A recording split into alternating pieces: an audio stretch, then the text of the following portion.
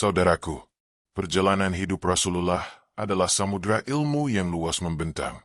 Tak ada sisi dari kehidupan beliau yang tak mengandung hikmah. Setiap langkah, setiap gerak, bahkan diam beliau sekalipun, mengandung pelajaran. Rasulullah adalah teladan sepanjang zaman, tak hanya dalam ibadah, tapi juga dalam adab pergaulan, termasuk syarat menghadiri undangan. Dalam hal ini, beliau mencontohkan akhlak yang begitu mulia, lembut, dan penuh ketawaduan.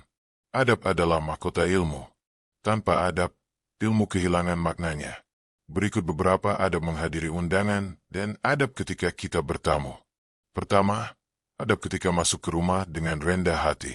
Ketika seorang muslim menghadiri undangan, Rasulullah mencontohkan agar kita masuk ke rumah orang lain dengan sikap rendah hati.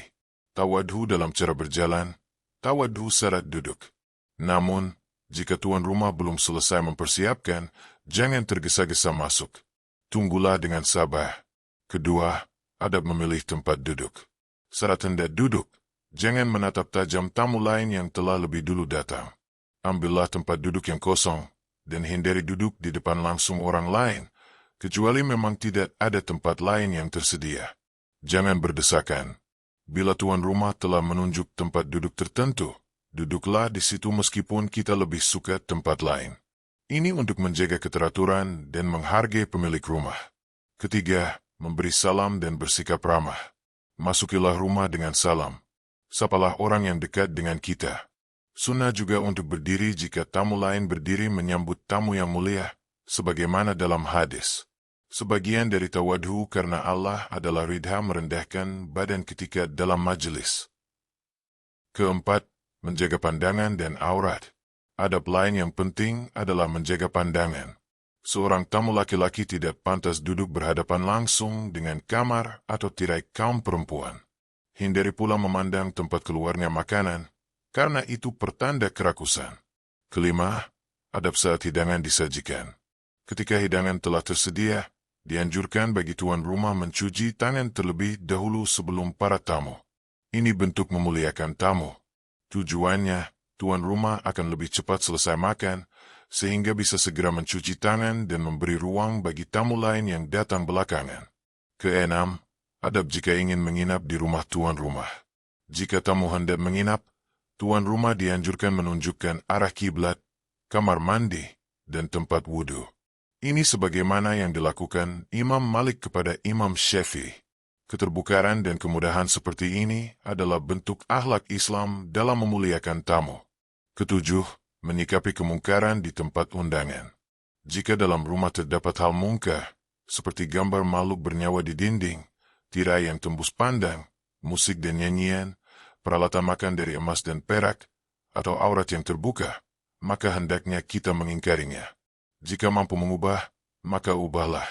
Jika tidak, sampaikan dengan kata yang baik. Dan jika tetap tak mampu, tinggalkan tempat tersebut. Bahkan, jika kita menyewa tempat tinggal yang di dalamnya ada hal seperti itu, lebih utama untuk mencopotnya. Jika tak bisa, maka tinggalkan saja rumah itu. Termasuk juga, jika di dalam ruangan ada gorden tipis yang tidak berguna untuk menahan panas atau menjaga aurat, maka tamu dianjurkan membuka gorden tersebut agar bermanfaat atau agar ruangan menjadi lebih pantas digunakan. Semua adab di atas diamalkan jika memungkinkan. Dalam kondisi sekarang, mungkin tidak semua hal bisa diterapkan secara ideal.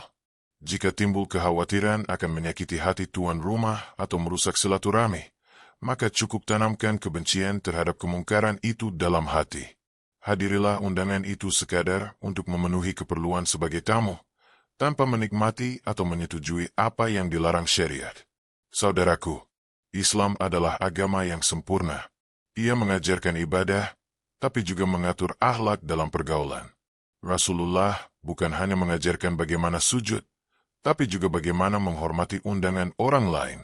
Adab-adab bertamu bukanlah aturan yang memberatkan, melainkan cahaya penuntun agar hidup kita lebih indah dan bermakna. Semoga kita mampu meneladani Rasulullah dalam setiap aspek kehidupan, termasuk dalam hal kecil yang sering kita anggap sepele, seperti menghadiri undangan. Karena boleh jadi, dari adab yang kecil, Allah menanamkan keberkahan yang besar.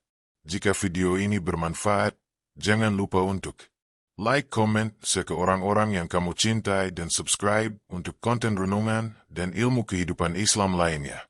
Adab adalah mahkota ilmu. Tanpa adab, ilmu kehilangan maknanya. Referensi: Kitab Ihya Ulumuddin.